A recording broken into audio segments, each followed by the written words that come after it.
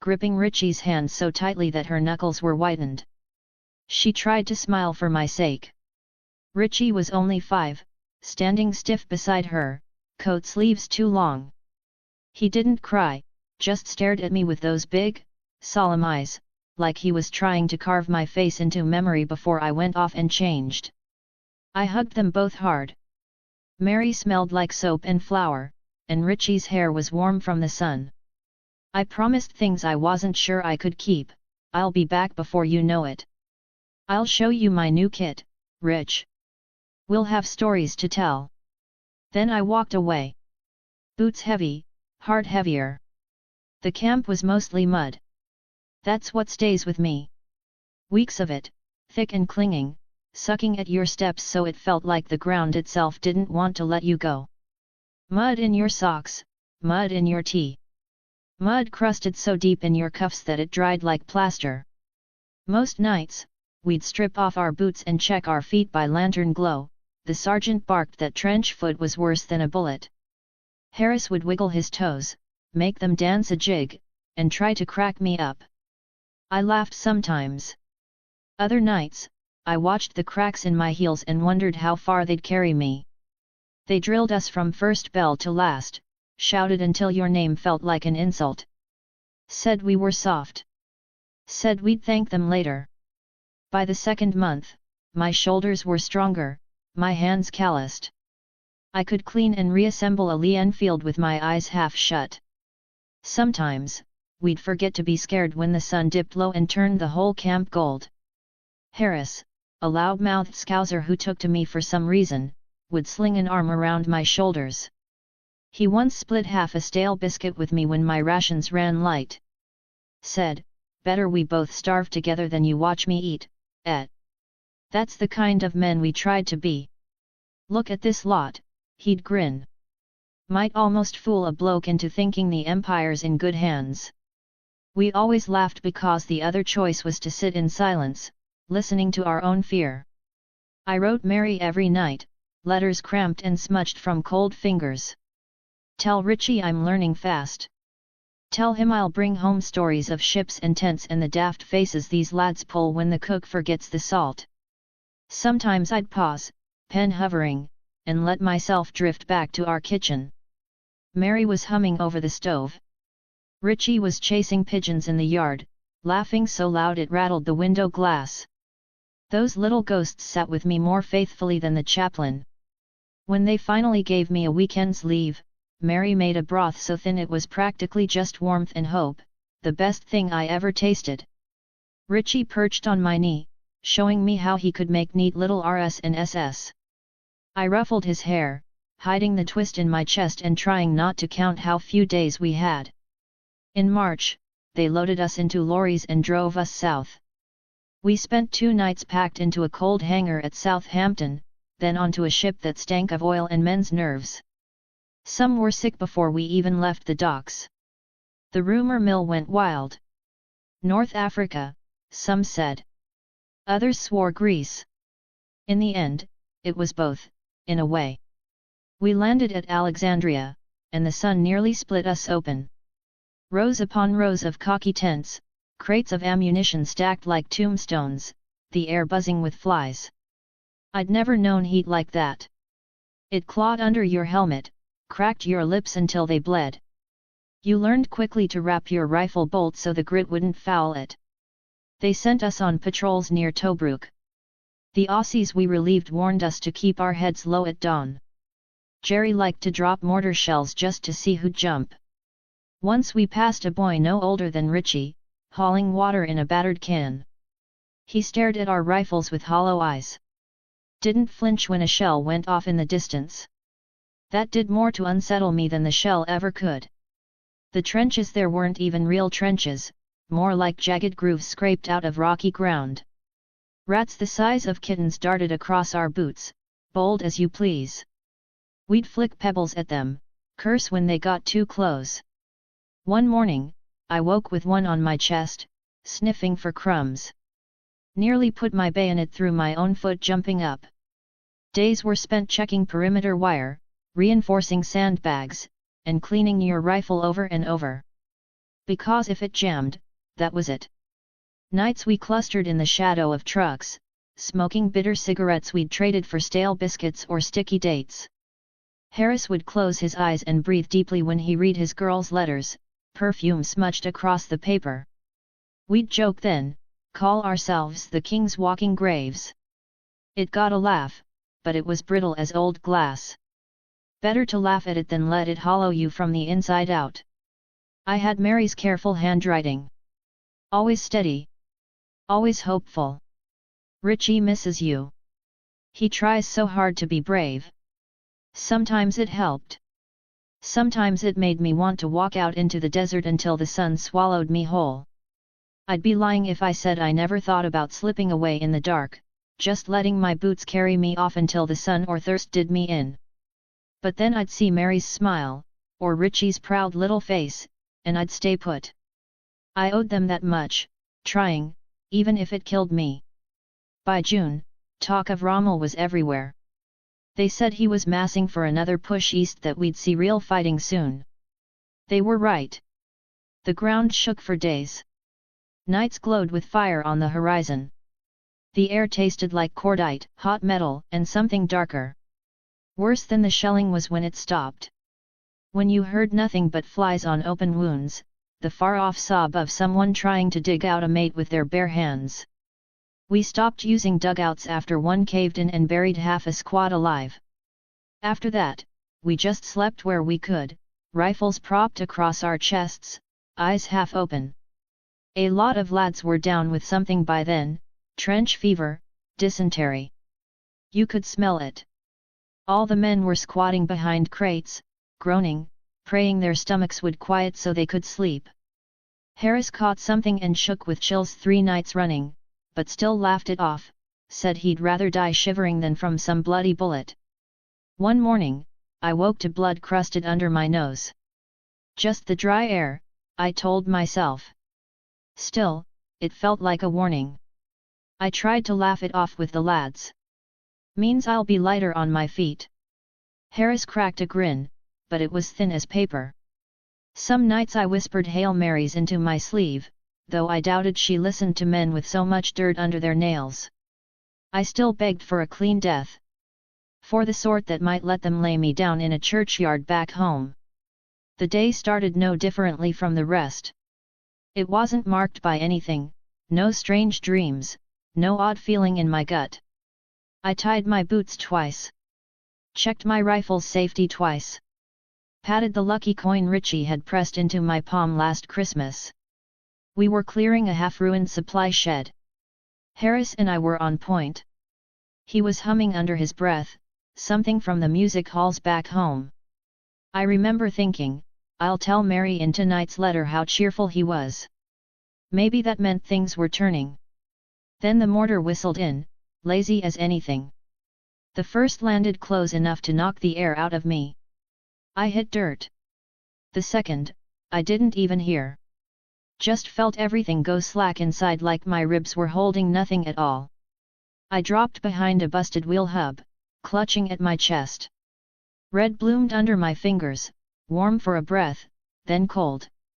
Mary. Richie. Their names rattled through my head. I wanted to say them out loud. Couldn't. The sky was too blue. Cruel in its beauty. I hope someone finds my kit and my tags and sends them home so Mary knows. I also hope Richie knows it was never his fault, that he was the best thing I ever did. If there's anything after this, if God's still listening to the likes of me, all I'll ask is simple, let Richie keep his laugh. Let Mary find mornings where she stands, and it doesn't hurt. I'll pay any due you ask, Lord, just spare them the worst of this world. And if I'm ever allowed another chance, another scrap of life, let it be in a warm kitchen, bread rising in the oven, sunlight spilling across the floorboards. Mary laughs, Richie's voice cracking as he tells some grand tale. That's all I want. Just that. A kitchen full of light and the sound of home.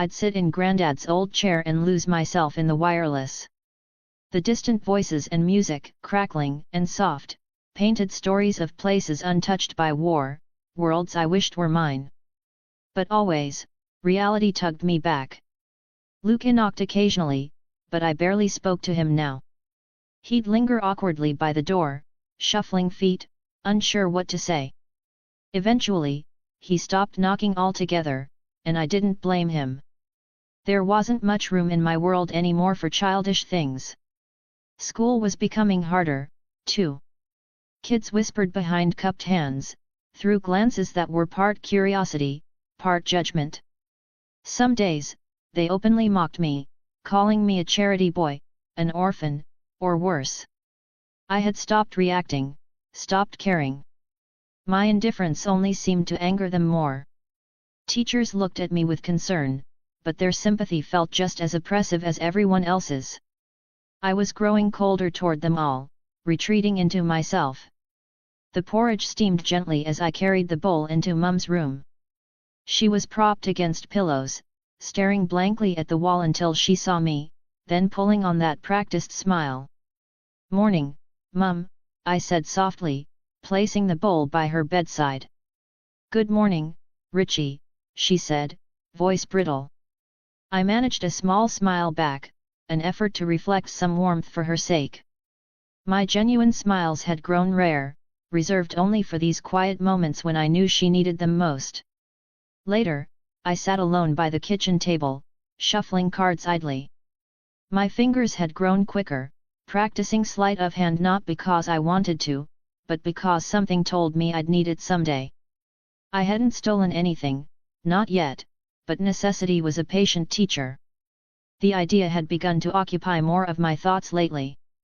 At first, it was just a distant consideration, something I brushed aside quickly, guilt fluttering briefly in my chest. But each day the guilt lessened, replaced by a steely practicality. I wondered, with an odd detachment, if I'd even feel guilty at all. Protecting Mum mattered more than my conscience. It mattered more than other people's struggles, too. If stealing meant keeping Mum safe and fed, I realized with a chilling clarity that I didn't care who else it might hurt. Our savings dwindled each week, like water dripping slowly from a cracked basin. Odd jobs kept starvation away, small payments from menial tasks, stacking coal, fetching firewood, but they weren't enough, not nearly. Each coin I earned felt heavier in my pocket, a bitter victory against an overwhelming tide. I was becoming someone colder, harder. I felt it settling into me with every quiet meal, every forced smile, every unspoken worry. It happened slowly, unnoticed at first, but I saw it clearly now in the mirror, eyes sharp, expression guarded, warmth replaced by pragmatism. The boy who'd laughed freely felt distant, like a friend I'd known once, now lost. Whispers filled the spaces around me, rationing tightening its grip, air raid sirens becoming nightly companions, and propaganda posters fading on brick walls, their optimistic slogans hollowed by rain and grime. 1942 was a harsh year, the war was grinding on relentlessly, reshaping our world into something unrecognizable and unforgiving. At night, when the house creaked and moaned around me, I stared into the darkness and thought about tomorrow. Not in dreams or fantasies, but in calculations, quiet plans on how to keep us going. How to survive. I wasn't the child I used to be, but perhaps that was the price of growing strong enough to bear the weight of what remained. The afternoon sun barely pierced through grey clouds as I headed outside, coat buttoned tight against the chill.